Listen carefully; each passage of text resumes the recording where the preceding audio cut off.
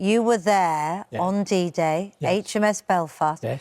At what point did you realise this wasn't just any mission? They were all important, I'm sure, every manoeuvre that you did. But this was D-Day, this was the big one. Well, we came down from Scotland through the Irish Sea, joined the Western approaches, and when we got there, there was hundreds and hundreds of these craft, landing craft. And we thought, well, there's something amiss. And then we were told that we were going to open up on the second fronts. And I passed them, felt very sorry for them because the sea was a little bit choppy. And when you're all in army gear and rifles and the flat-bottomed boats, they bounce. They're not like have a keel and go slicing through the wool. So some of those men must have been very seasick. And I felt very sorry for them because as soon as that flap went down, however they felt, they were out onto a beach, a hostile beach, where many of them were killed, many of them. And you said that as you watched them, you know, you were gripped by the fact that you knew, inevitably, some of them wouldn't make it. Well, unfortunately, some of the boats fell short of the beach and dropped the men in deep water. And I've seen men struggling in deep water and never really come through. They were drowned before they even got to the beach, because the boats used to land a kedge anchor to get off the beach. They'd hit the beach and the men would go out, and then the kedge anchor, they would pull themselves back off the beach to get away from it. So brave. And I know it's something that still, you know, talking about it today, all these years later, still affects you deeply, doesn't it? Parts do. I was a crane driver, and I was ordered up to the crane. Now, these wounded soldiers, they could have been wounded a mile or 2 miles inland, and they were then put on a cart, brought down to the beach.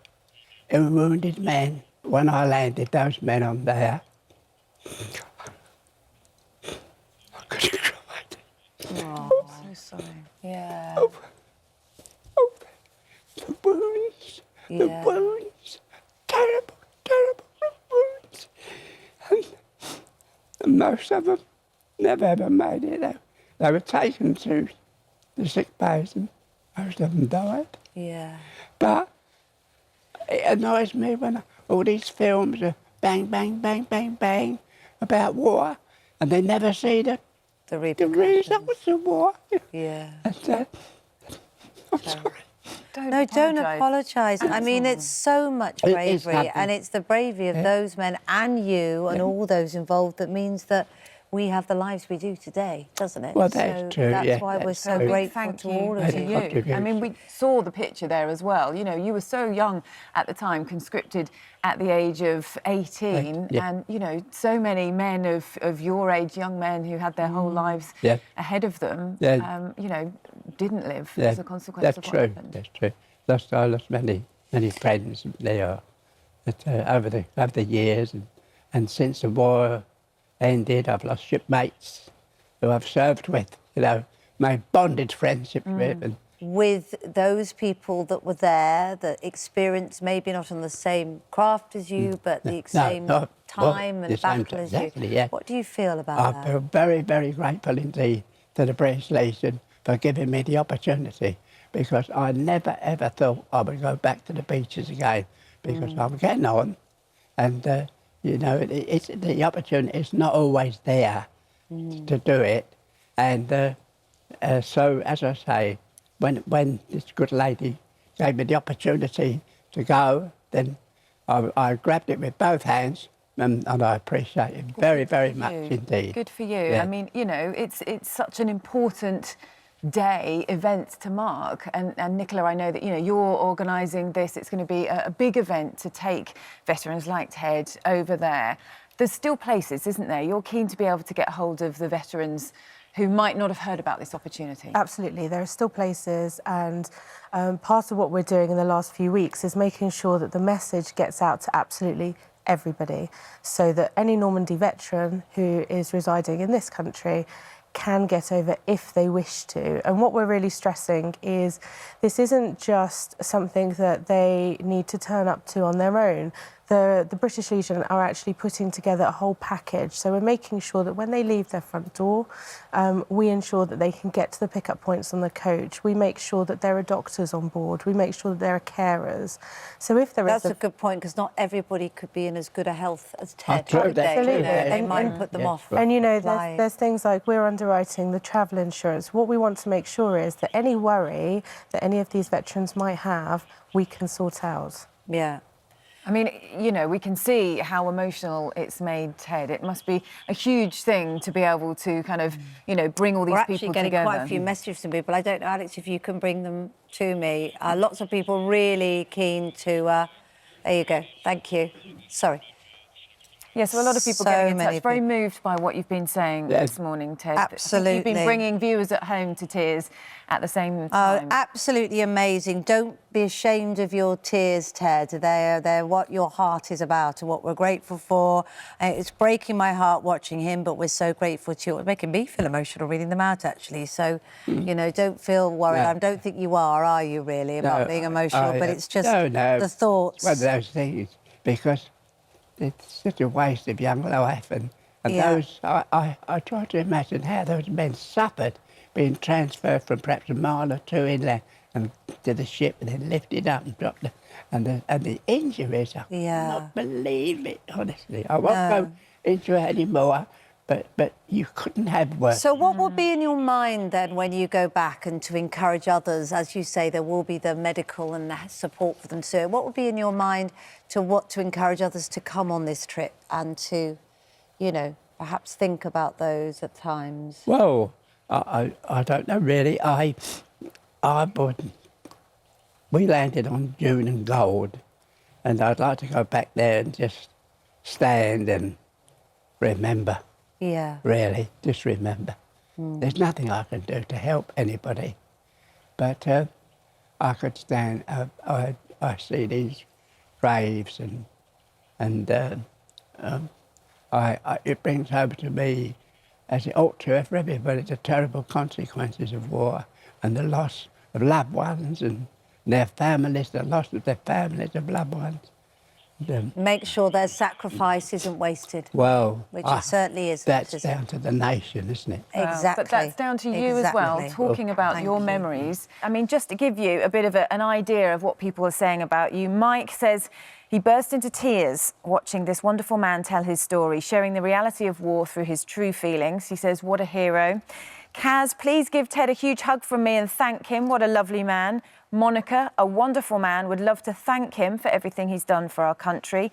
Nick, Ted is truly amazing, dignified and respectful. His interview brought me to tears. The things he and so many others saw and went through must never be forgotten. Today's youth could learn an awful lot from him. I mean, there's just been such an overwhelming, Huge people. incredible a show huge of amount support. of gratitude Yeah. to you for what you did in the war and for those that lost their lives as well. That's one of the things coming through. The highest gratitude for the sacrifice of all those that are there.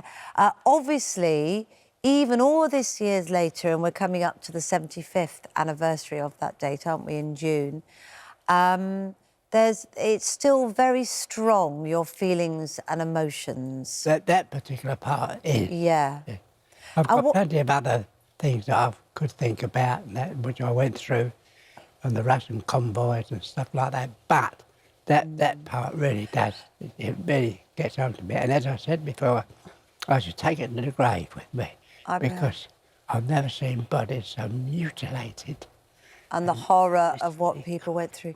What was it like when you became aware? You say it was as you arrived at the coast that you became aware that this was more than just an important mission. I'm sure everything was important, but that this was the big one. Yes. Were you prepared for it? Were you briefed on it? Well, just the captain told us that we were going there, and we opened fire on about 6 o'clock on the morning. How prepared do you feel, or did you feel at the time, for what you saw? You were 18 when you were conscripted to the army. You know, you're such a young man. When you faced the things that you had faced, how does that feel? You know, do you feel sort of mentally prepared to be able to do that? Because I think for people hearing your stories, it just sounds incredible that you're there, you're seeing all this horror, all this pain and trauma and suffering so close. How, you know, you can even kind of carry on at the time?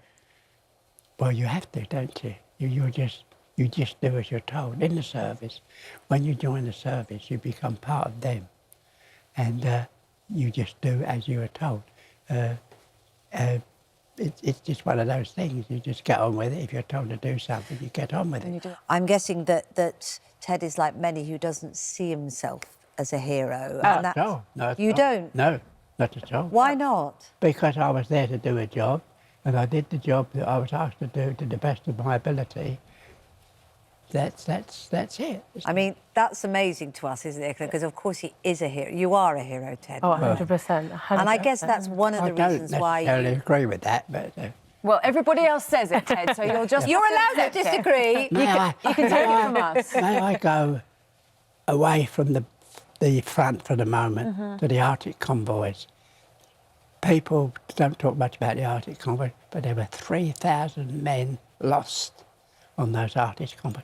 And they're the people I think about when people say, oh, you were on the convoys? Yes, I was. I was on it for 2 years.